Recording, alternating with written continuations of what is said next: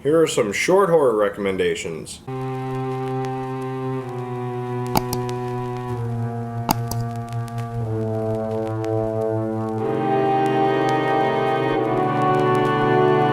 Alright guys, welcome back to my channel. I'm Zach with Zacks Books, and welcome back to Zocktober. In this edition, I am doing short horror books.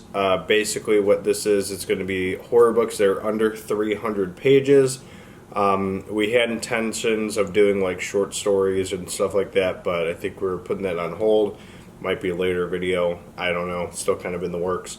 But yeah, these books are all sub 300 pages, at least the editions that I have. There could be an edition where there is a little bit more than 300 pages, but the editions I have, they're under 300. So we will have these 5 books linked down below if you're intrigued with any of them.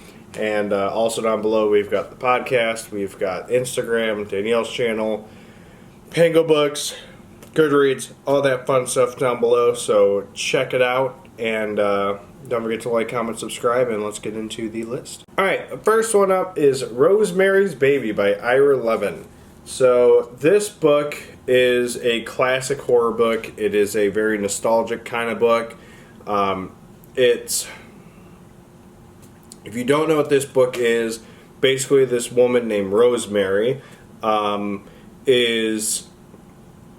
she's married to this guy named Guy, and he's an actor. I'm trying to remember, I don't remember what Rosemary does for a living, but Guy is an actor. He's struggling, and they've been trying to have a baby, and this, like, the problem I have with this, the problem I'm going to have with some of these is they're kind of really short, so it's kind of hard to give plot without giving stuff away. If you've seen the movie, you know how this goes.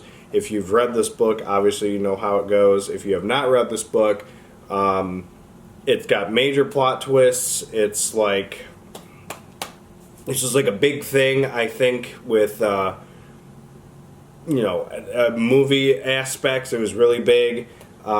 Pretty much Guy ends up like joining this like cult or something like that, and yeah, there is a sequel to this, Son of Rosemary or something like that. I have not read that book yet, but I want to. Another sequel I need to read. But Guy lands this job somewhere.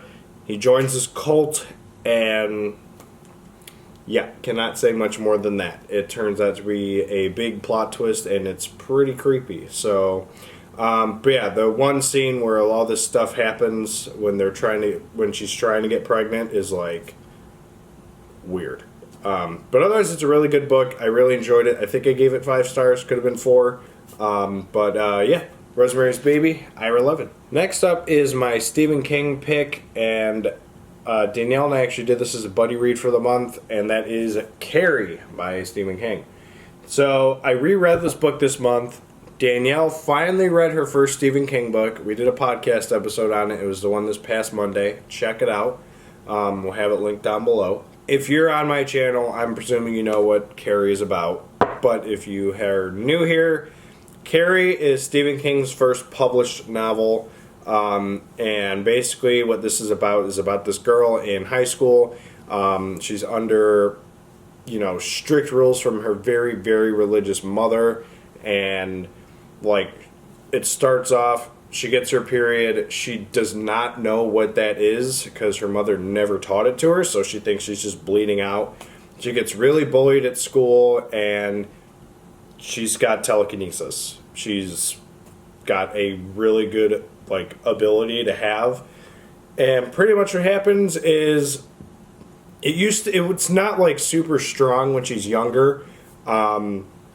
They mention like her raining down rocks on her house and stuff like that, which I guess that's pretty powerful. But pretty much it comes in full swing at the end of the book, and it is very graphic. If you've seen the movie, the book is very different. In the movie, you only see the high school burn. Yeah, a lot more happens. But I ended up rereading this. I kept it at a 4-star read. Danielle and I agreed that the first part of the book was a little bit not as good compared to the second half. We talk about it in the podcast, so I would definitely check that out. I will say there are spoilers in the podcast, so just be ready for that at some point.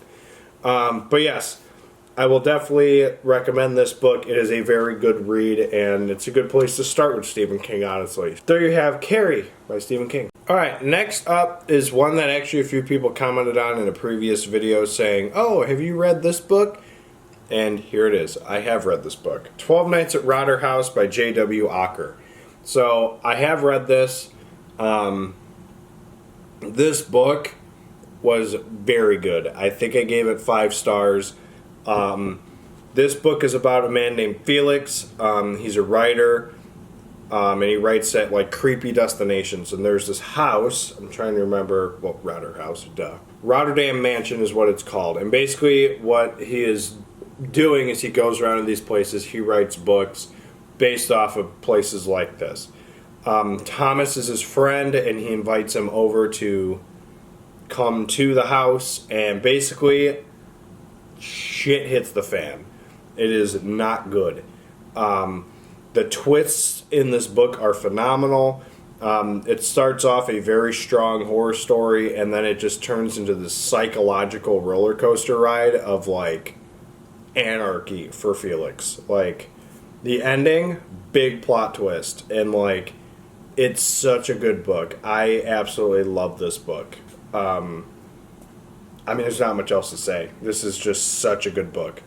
Kept me on the edge of my seat almost the entire time. So, there you have 12 Nights at Rotterdam House, J.W. Acker. Alright, next up is my Darcy Coates pick, and that is the Fullcroft Ghosts. Yes. And basically, this book, when I read it, I thought it was the best Darcy Coates book at the time that I'd read. It's still up there as one of my favorites. Basically, we're following Tara and Kyle, and basically what happens is their mother gets hospitalized due to, I think it was a car accident, and you find out all the twists and stuff that happened with that. They get sent to live with their grandparents, and oh my goodness, honestly, that's almost about all I can say, because there are so many spoilers, there's so many twists in this thing. It is a very good book. I thoroughly enjoyed it. I think I gave it 5 stars. Again, typical Darcy Coates. Cover looks really cool. There's all these secrets in this giant house that they end up moving into to be with their grandparents. But it is such a good book. I literally cannot say more than that. It's just like almost everything in this book has got a twist or something, and it's just like I literally can't say anything else. Like, it's a very good book. I would definitely recommend this book. So there you have the Fullcroft Ghosts by Darcy Coates. Alright, and last up is a Grady Hendrix book, which I don't think I've talked about Grady Hendrix a whole lot in this. So this is a first. Horror Store, Grady Hendrix. So this is basically a haunted Ikea. It's a very cool looking cover, and kind of how it works is it's like literally an IKEA catalog is basically how it's like written out, because each chapter is like a furniture piece, and like it gets more demonic as the book goes along. Like it starts with like a sofa, and one of the last chapters is like a torture chair. So like it just gets eerier and eerier. Yeah, that's definitely a torture-ish chair. So, basically, we're following the employees of the store. I think the main antagonist's name is Amy. And basically what happens is the owner, I think it's the owner or it's the manager or something like that, he's, like, suspicious that people are breaking into the store overnight because there's things that just go wrong in the morning. Like, when they close the night before, they come in the next day, like, things are just different. And so they think that people are coming in and robbing stuff, and basically he has 3 people. I think he includes himself in staying overnight to see what's going on, and yeah, turns out it's haunted, not people stealing stuff. But yeah, no, there's a lot of really cool twists in this. It's a really solid story, and I really did like it. Out of the Grady Hendrix books I've read, though, I think it's kind of middle. Mainly that's because of My Best Friend's Exorcism, because it's just not going to get beaten. But this is a very solid story. I think I gave it 4 stars.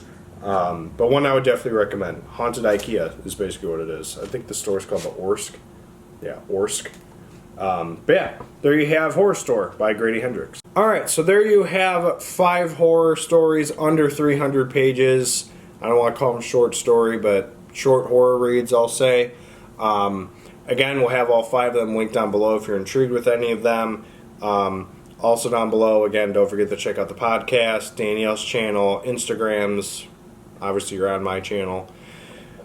But yeah, let me know some short horror that you would recommend for me. I just had it set at under 300 pages. Up to you. And avoiding novella, or not novellas, short stories and stuff like that.